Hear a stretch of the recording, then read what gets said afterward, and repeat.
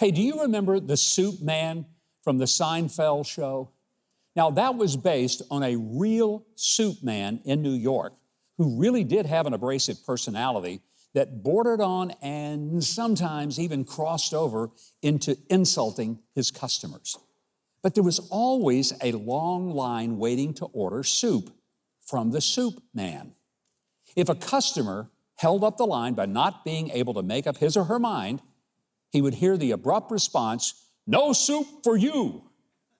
Now, it was a funny part of the Seinfeld show, but the real Soup Man ended up turning it into a brand, a franchise, and a booming business. So everybody won. Seinfeld had a great and hilarious recurring skit, and the Soup Man got richer than ever. Now, people didn't line up and down the block because they loved Soup Man. They didn't love his insults. You know what? They lined up because his soup was just so doggone good.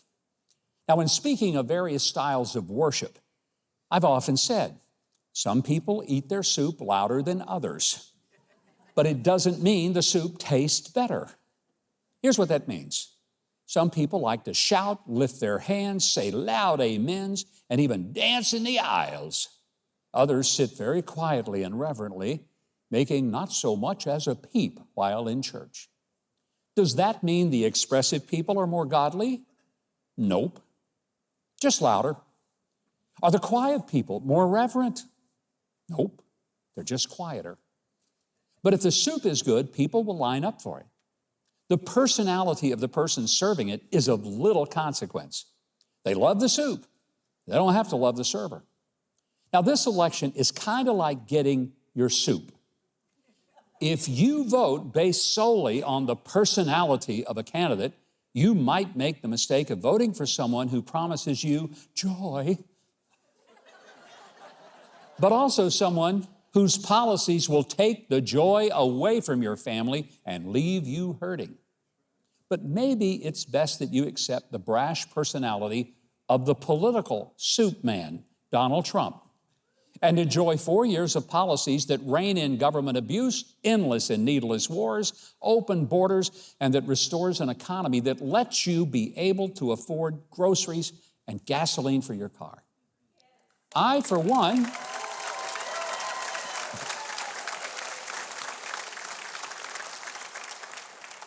don't find Kamala Harris all that endearing anyway.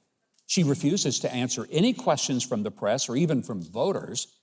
And her wanting to cut cops in our streets but raise money to pay the bail for the people who burn police stations and police cars, I don't know, it just doesn't seem all that polite to me.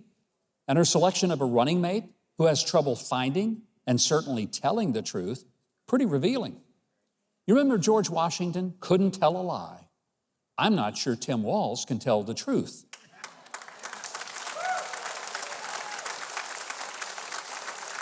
Doesn't matter whether it's about his military service, his academic credentials, his coaching career, or his politics.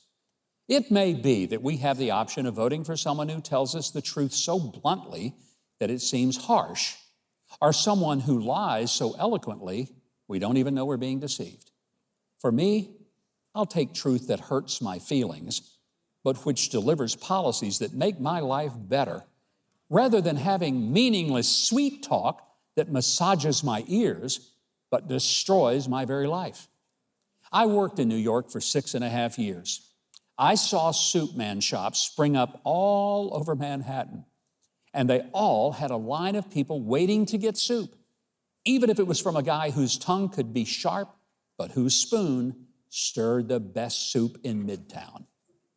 Donald Trump gave us 4 years of lower taxes, secure borders, peace in the Middle East, bigger paychecks, a constitutional Supreme Court, support for Israel, a strong stand for the sanctity of life, and cutting of government red tape that was strangling small businesses. I'll stand in line for his soup any day over getting a hug, but served a soup that isn't fit to eat.